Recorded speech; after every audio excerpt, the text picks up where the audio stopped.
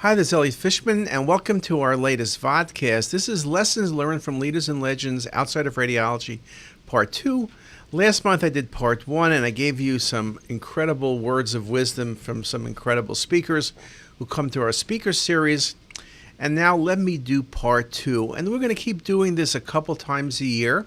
This coming year, beginning on October 17th, 2017, our speaker series will start anew, and so we are going to have incredible people. We'll talk about that at a different time. But the first person we'll speak about is Nick Bayer. Nick is the founder and CEO of Saxby's Coffee out of Philadelphia, but growing elsewhere quickly. Nick is a legend not only for coffee, but it's more for his whole idea of how you do hospitality and how you train people. He's brilliant at training people, particularly people who've been underprivileged, and really making them successful. So he spoke about the culture of hospitality. And he said that at Saxby's, we recognize the best team members for our business have three personal traits. They're outgoing, detail-oriented, and disciplined, or they're odd. It's a shame that people who are really good are odd, but nevertheless, regardless of their work experience, you must present and possess these three traits. If you don't have them, you're just not going to be successful.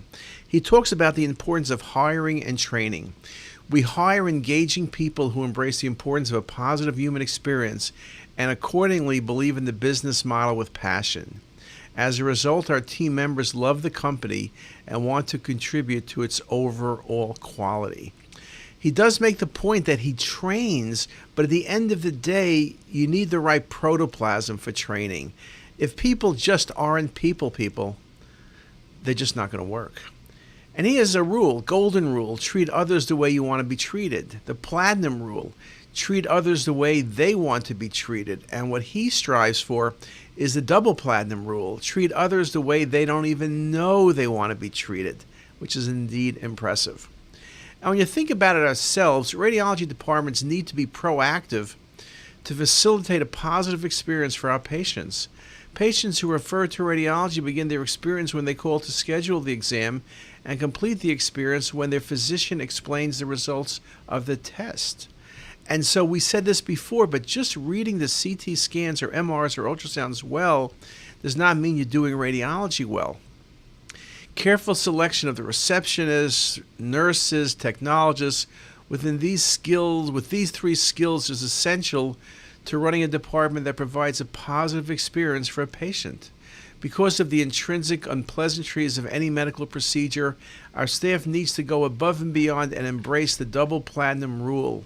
Treat others the way they don't even know they want to be treated. We need to anticipate patients' needs and exceed their expectations. And it's not just with patients, radiology residencies. We need to select medical students who are outgoing, detail-oriented, and disciplined, and instill in these trainees the importance of excellent customer service for their patient and ordering providers.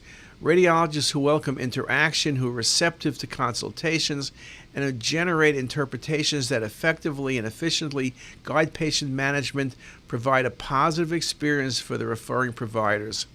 This is the business model that will ensure practice longevity as we transition to a value-based healthcare system. And that's just an amazing way that Pam Johnson explained what he said, but it's really true. And Nick's model is something that works in any industry.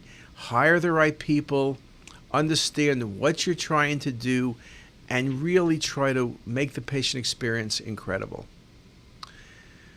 Marissa Friedman, who's the Vice President of Global Brand and Advertising at HP, spoke about what's in a name. And remember, she's from HP, Hewlett-Packard, one of the great names in computing that actually split themselves in two. And so she really understands the importance of brand name. And these days, when you look at big institutions, think Mayo, think Hopkins, think Cleveland Clinic, we're expanding, we're taking over more hospitals, more clinics. Well, for an enterprise or institution, the name is intricately attached to the value of the brand. It is the responsibility of the enterprise or institution to make sure the attributes and values attached to the brand are upheld, ensuring that brand equity is maintained or improved. Why? because the brand helps attract customers and attract the best staff and allows a company to charge a premium for its products and services. So, for example, one of the reasons McDonald's succeeded, and again, it's a fast food restaurant, is because every McDonald's you went to, whether it was Baltimore or it was in Boston or it was in Toronto or in LA, had the same menu, the same quality. You felt comfortable. You knew what to expect.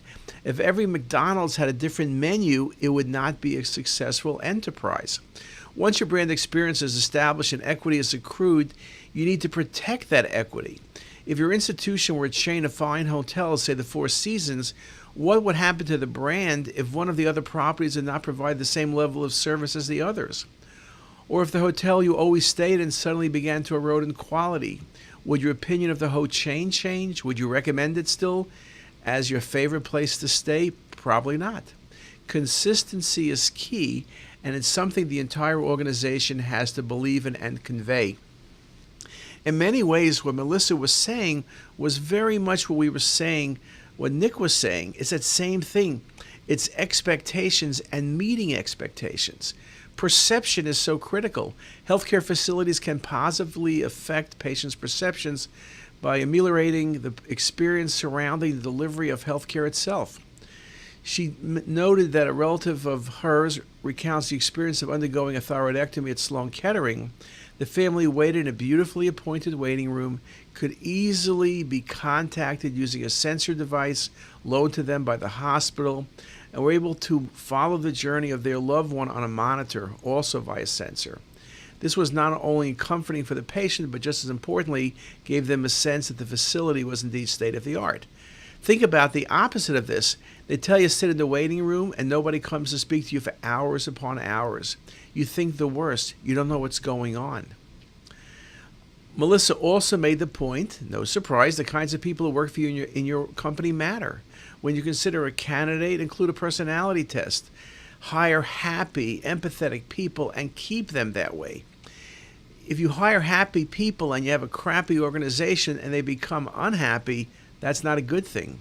Create an environment that fosters the type of personality, ensures that peer employees participate in the process. Have potential hires interviewed by their peers so that the entire team is invested in the new employee's success. Very good advice, whether you're hiring for HP or you're hiring for radiology. Employees should understand that they're all ambassadors of the brand. In your institution, your patients are bound to have many interactions with various employees before they meet you. Some patients will share their experience on social media. Alongside many excellent reviews celebrating the superb care offered by your institution, one can read other comments lamenting the long wait times, dirty chairs in the waiting room of the ER, and perceived rudeness of some of the staff members. Through social media, negative perceptions can spread to large audiences, adversely affecting your brand. She goes on the importance, a brand does not live inside the walls of a company. It lives in the hearts and minds of your patients, your employees, and your community. And your brand is even more emotionally charged than almost all others. And this point is critical. For your patients, your brand is in their hands because their life is in your hands. Let me say that again. Your brand is in their hands because their life is in your hands. Those are very powerful statements. So, some of the conclusions we reached: radiology personnel, receptionists and technologists are the face of our practice. We need to invest in them and promote a patient-friendly and efficient culture. We need to have a good physical layout. Although radiologists justify focus on acquiring state-of-the-art equipment, well-designed facilities project an image of competence and efficiency. And finally, under communication, radiologists need to embrace opportunities to reach out to patients, for example, by making themselves available to answer potential questions through a phone number or an email address included in the report. So again, some very big challenges for us, but again, you got to think about what practice you want to have. Bill Brody visited us last year. Dr. Brody was chairman of radiology at Hopkins. He was president of Johns Hopkins, and then he was president of the Salk Institute, and now he's back starting all over again doing venture capital. And he spoke about leadership, and no one can speak about leadership like Bill Brody. Management is about doing things right, whereas leadership is about doing the right things. Again, you don't want managers, you want leaders. But it's not easy. Having the integrity to do the right thing, no matter what the personal consequences, is what ultimately differentiates the very best of leaders. Leadership is a vague term, but it is readily apparent to everyone when it is absent. There always comes a time when there is a true test for an organization, and you then know who is a true leader. Leadership styles range from Attila the Hun to a consensus maker like Gandhi, and each style can be successful or a failure depending on the individual environment. He quotes Peter Drucker, who once said that the three most charismatic leaders in the 20th century were Hitler, Stalin, and Mao. Their problem was not bad charisma, it was bad mission. Admittedly, I don't have the perfect answer to this dilemma, but I will say that my experience have taught me one lesson. Never hire second best. If you can't find the optimal candidate, just restart your search. And again, all three speakers, you gotta hire correctly. Dr. Brody also went on to say that taking time to listen to your people is critical, especially for someone like me who is used to making quick decisions. Soon after taking my first leadership position, I quickly realized that I needed to be the last person who spoke at a meeting rather than the first. An effective leader needs to hear both sides of an issue before making a proper decision. As a manager, you are almost always the last person to know about major problems. This is something Ed Catmull said as well. And your employees, often out of fear of conveying unpleasant news, may not tell you about problems that can quickly snowball into larger catastrophes for your company. Listen to what your people tell you, but also try to understand their motivations to get better insights into why different people give you different information or advice. I think for leaders, the problem is getting the truth. People tell you what you want to hear, not what the truth is. Dr. Brody went on to say, just as important, the collective wisdom of crowds may not always be correct, and sometimes you have to trust your gut more than the advice you receive or even rational analysis. Listening to people who work for you can also be critical for keeping your job. Leaders are ultimately fired not by their bosses, but by the people below them. And he concludes that the perfect leader is a person who is needed by the company more than he or she needs the company's job. Be willing to make unpopular decisions that might even cost you your job if that is the right thing to do. You need to do the right thing, period. And finally, the last person I'm going to share with you is someone who you may know by name, Jen-Hsun Huang, who's the CEO of NVIDIA. NVIDIA is the leading chip company in the world. It is the company that is driving the whole deep learning movement. It's the company that's the leader in driverless cars, gaming, and everything else. NVIDIA has been the most successful stock company the last year and a half, literally since the day Jensen gave this talk at Hopkins in February 2016. Also, it's an amazing company that is changing the world. And he was chosen as the #1 CEO in the world last year. And it really was an honor to have him here. And let me just share with you some of the comments he made. And he listed a series of 4 things. And the article is worth reading, but 4 things, and I'll go in order. Do work that matters, that is hard, that we are uniquely able to do. Make sure that the problem you are working on matters to other people and is thus commercially viable work that can be funded. Remember, however, that unless you swing for the fences, your company will almost certainly lose. If you don't take risks in business, how can you hope to beat all the other incredible companies in the marketplace? The conservative move is the one that will put you out of business. Do great things. We are at Hopkins, we are at other institutions, do great things. But it's not just doing great things. Do work that brings you incredible joy. Realize that profits may not be there when you start. Use the pride and satisfaction in the work itself as a way to overcome those inevitable initial setbacks and obstacles. And although NVIDIA is #1, NVIDIA for many years was struggling for survival, depending who you ask. There were always challenges, but to do great things, It may not be perfect at the get-go. And it's important to believe in your vision, knowing that the best customers may not at first. It is a truism that several of our most successful innovations were products that consumers claimed to have no interest in prior to our developing them. Success as an innovator sometimes requires the foresight to see ahead of the customer's current wants and desires. Again, this is kind of very similar to what Henry Ford said. If you would ask people what they wanted in the late 1800s, they wanted a faster horse. He built a car. Jensen's building the car, not faster horses. And when you think about what he said, old Jen-Hsun Huang's development of a billion-dollar company may seem light years away from the demands of running a local radiology practice. His advice to take joy in your work and care about craftsmanship is valid for any industry.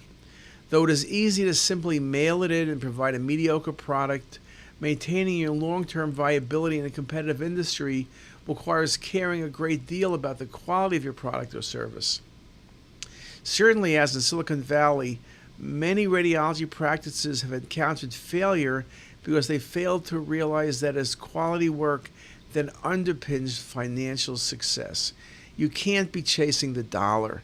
If you do a great job, you'll do okay financially.